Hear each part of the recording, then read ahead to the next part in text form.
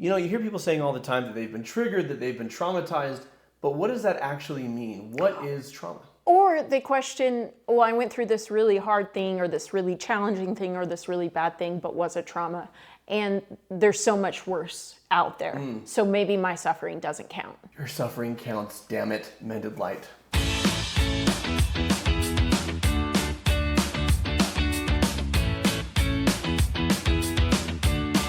Have you ever asked yourself what exactly is trauma? Loads of times. And how would you define a traumatic experience? Now, we have the DSM-5 definition. Yeah. So the DSM-5 is basically the big manual of mental and emotional disorders. And their definition of trauma is, was your life threatened? Or did you witness somebody have their life threatened or witness somebody die? Or did you experience an assault? It is always big T, capital trauma. Yeah. And according to the DSM-5, other hard things, while difficult, are not traumatic. I disagree. Yeah, well, and there's been a lot of work done in this area, particularly by many amazing clinicians. But one of my favorites is The Body Keeps the Score by Dr. Bessel van der Kolk. And he goes through, in his vast experience of 50 plus years as a clinician, all the different types of trauma and how they show up in our body, which is why his book is titled The Body Keeps the Score.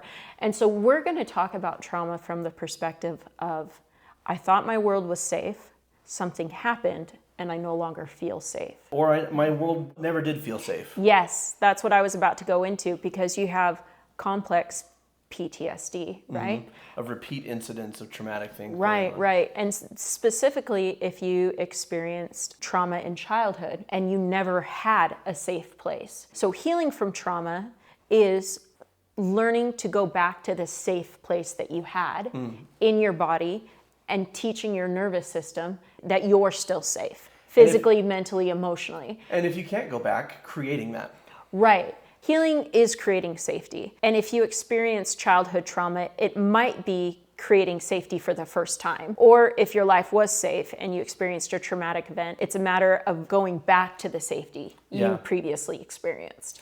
Now, we talk about what is trauma, and again, the DSM-5 in post-traumatic stress disorder, it lists what trauma is, and then it talks about the effects on you physiologically and psychologically. The tweak that I would make, and the research is trending this way, is that smaller T traumas can add up over time to a big T trauma and have the same effects on your nervous system, the same effects on your emotions, the same effects on your thinking. Look at it this way.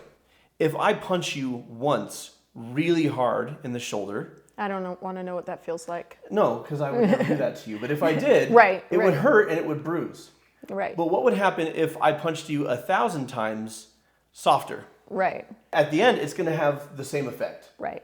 Well, and especially if you did it at times when I wasn't expecting it or out of nowhere, right? So it takes that, oh, I'm safe to just be, I'm safe to be me, to I don't know when the next time I'm going to get hit. Sure, there's the physical assault component, but here's the thing about the way our nervous system works.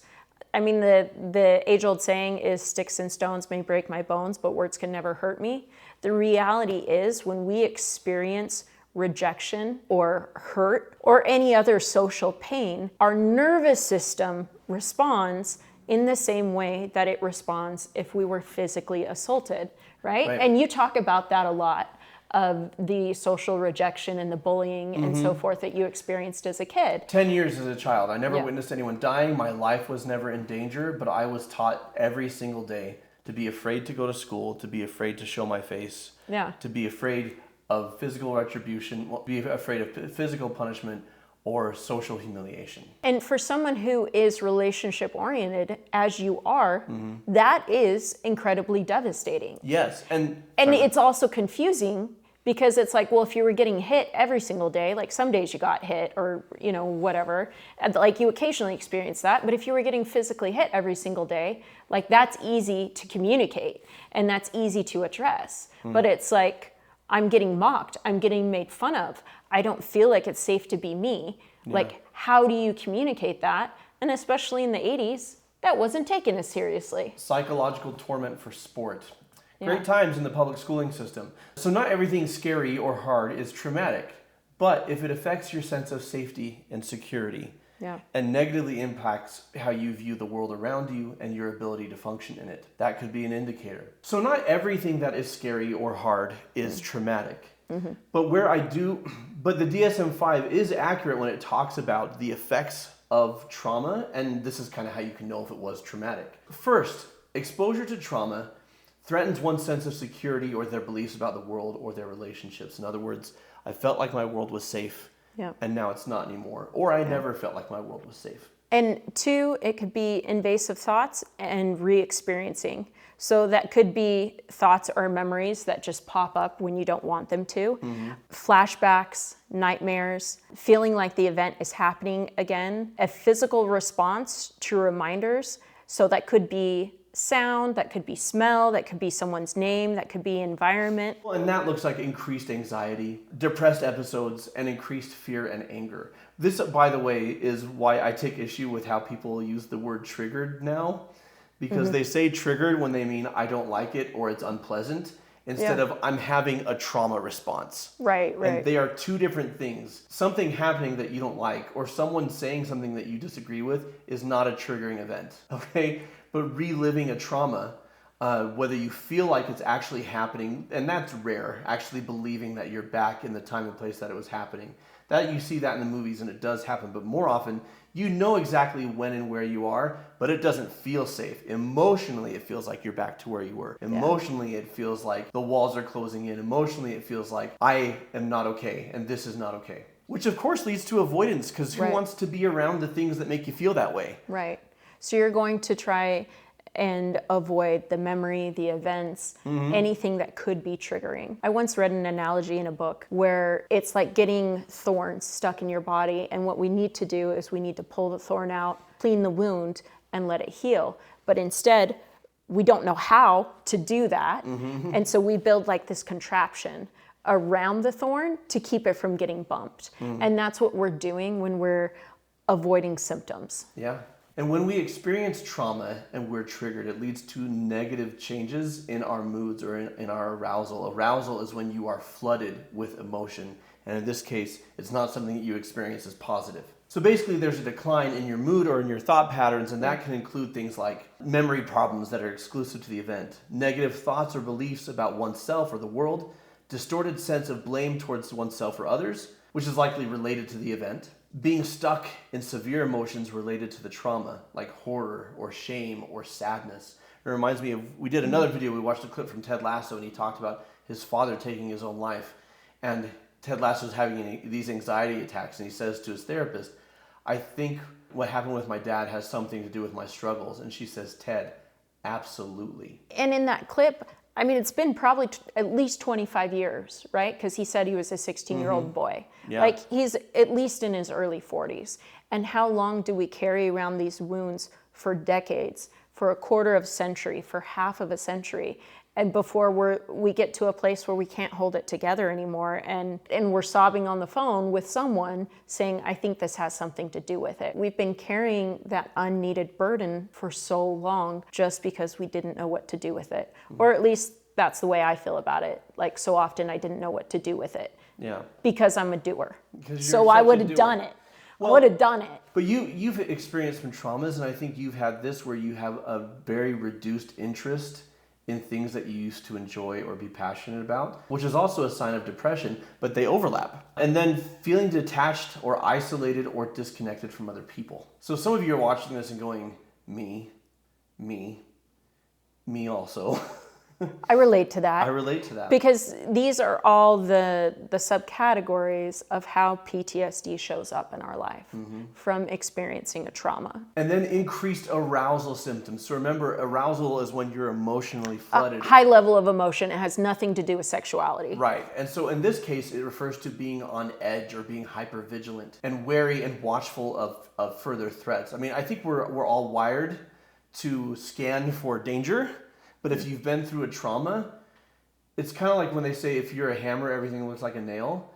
If you're a trauma survivor, a lot of things look like potential threats. Even if someone experienced severe rejection in childhood, they're going to be constantly evaluating the social circle around them to say, am I okay? Am I enough? Am I safe? Am I being accepted? Like any little indicator, right? Yeah. And so there's lots of ways that it can show up.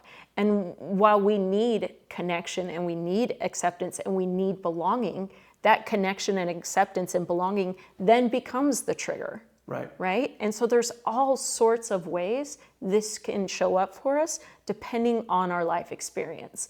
And I share that not so we can put all of ourselves in boxes or put labels on ourselves and be like, well, this is just the way I am. But I share that to give understanding, right? Because here's the other thing. It's human nature to internalize our struggles and to create a story where it must be me. I must be the problem. No one else is going through that. And that's part of isolation that we just talked about in one of the previous symptoms. And we're trying to make sense of the experiences that we went through. And that's why we're so passionate about what we do and what we talk about here at Mended Light, is because you're not crazy. No. Your nervous system responded the way it was meant to respond. You have all these stories and incongruent beliefs to try and make sense of the stories, and then you're living your life within those incongruent beliefs, and you're trying to make sense of all of it. We built these constructs that kept us safe when we were in these previous experiences, and now they're keeping us stuck. And what the beautiful opportunity we have generally in midlife is to start deconstructing those constructs that kept us safe but are now keeping us stuck. Yeah. And to step in to the big T truths of your innate worth and the fact that you can experience unconditional love. And once you have those foundational truths in your life and those principles, you can start building a solid foundation of a life that is full of peace and joy and calm. These increased arousal symptoms look like difficulty concentrating, irritability, increased temper or anger, difficulty falling or staying asleep, being easily startled, and again, hypervigilance, which is viewing the world as a threat. So you're constantly evaluating every situation to create safety for yourself. That's pretty obvious when it comes to like physical abuse or physical trauma, right? Mm-hmm. But as I was just stating, for a lot of people, it is very much so a social component of constantly looking for, am I being accepted? Am I okay? Am I enough? What happened here? It's exhausting because your nervous system is constantly in an elevated state. So if you're relating to all of this, or any of it, or part of it, some questions to ask yourself to help you figure out next steps. Where do you want to be and how do you want to feel? Deciding to take the steps to heal can be uncomfortable. What tells you that you are ready to start on your healing journey? And are you ready to take the steps to get started? And in order to heal, you have to be safe to feel. So we've got a video that builds off of this one. We want to direct you towards being safe to feel. And we talk you through how to create a place of safety for yourself so that you can explore your emotions without judgment and without fear. So check that out right here. Until next time, folks, keep shining. We need your light.